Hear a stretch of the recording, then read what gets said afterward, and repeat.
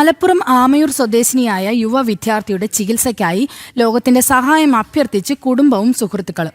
അപൂർവ രോഗം ബാധിച്ച റാഫിയയ്ക്ക് ആവശ്യം പണമല്ല. സ്റ്റെം സെൽ ട്രാൻസ്പ്ലാന്റ് ആവശ്യപ്പെട്ടിരിക്കുന്ന റാഫിയയ്ക്കായി ഡോണറെയാണ് അന്വേഷിക്കുന്നത്. റാഫിയയുടെ മാത്രമല്ല ഒരുപാട് ജീവനുകൾ ഭാവിയിൽ രക്ഷിക്കാൻ ഈ ദാതാക്കൾക്ക് സാധിക്കും.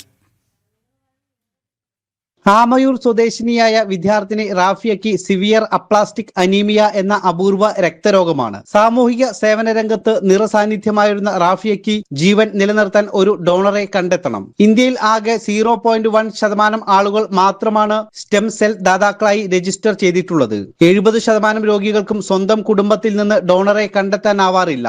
ഇതിന്റെ സൊല്യൂഷൻ, ഇതിന് ചികിത്സ എന്നുള്ളത് മെയിനായിട്ട് ബോൺ മാരോ ട്രാൻസ്പ്ലാന്റ് ആണ്. അതായത് പുതിയ ബോൺ മാരോ ബോഡിയിൽ ഉണ്ടാക്കി കൊടുക്കുക എന്നുള്ളതാണ്. അതിന് വേറെ പറയുന്ന പേരാണ് സ്റ്റെം സെൽ ട്രാൻസ്പ്ലാന്റ്. അപ്പോൾ ഇതിന്റെ പ്രശ്നം എന്ന് പറഞ്ഞാൽ രോഗിക്ക് മാച്ചായിട്ടുള്ള ആളെ കണ്ടുപിടിക്കുക എന്നുള്ളത് പല കേസുകളും ഭയങ്കര ബുദ്ധിമുട്ടുള്ളതാണ്. ഓഗസ്റ്റ് 15 മഞ്ചേരി യത്തീംഖാന സ്കൂളിൽ സ്വാബ് ചെക്കിങ്ങും സ്റ്റെം സെൽ ഡോണർ രജിസ്ട്രേഷൻ ക്യാമ്പും സംഘടിപ്പിക്കുകയാണ് റാഫിയയുടെ സുഹൃത്തുക്കൾ. ദാതാവിനെ കണ്ടെത്താൻ ക്യാമ്പ് സഹായകമാകുമെന്നാണ് പ്രതീക്ഷ.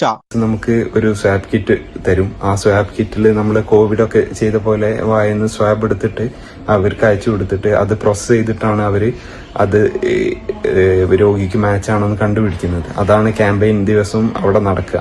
ഡോണർക്ക് വലിയ ബുദ്ധിമുട്ടില്ലാത്തൊരു സാധനമാണ്. ബ്ലഡ് ഡൊണേഷന് പോലൊക്കെ മാത്രം തന്നെ ഡിസ്കംഫേർട്ട് ഉണ്ടാക്കുന്ന ഒരു സാധനമാണ്. പക്ഷെ കിട്ടുന്ന ആൾക്ക് ഒരു ഓർഗനൊക്കെ കിട്ടുന്ന പോലെ സെക്കൻഡ് ലൈഫ് കിട്ടുന്ന ഒരു പ്രതീതിയുള്ള ഒരു സാധനമാണ്. അപ്പൊ ഇത്രയും എളുപ്പത്തിൽ ഒരു മനുഷ്യനെ സേവ് ചെയ്യുന്ന ഒരു സാധനം ഉണ്ടോന്ന് വെച്ചാൽ എനിക്കറിയില്ല. പരമാവധി ആളുകൾ പരിശോധനയ്ക്ക് എത്തണമെന്നാണ് സന്നദ്ധ പ്രവർത്തകർ അടക്കം ആവശ്യപ്പെടുന്നത്. റാഫിയയുടെ മാത്രമല്ല, ഭാവിയിൽ നിരവധി പേർക്ക് ആശ്വാസമേകാൻ ഈ ശ്രമത്തിന് സാധിച്ചേക്കാം. ജനം, മലപ്പുറം.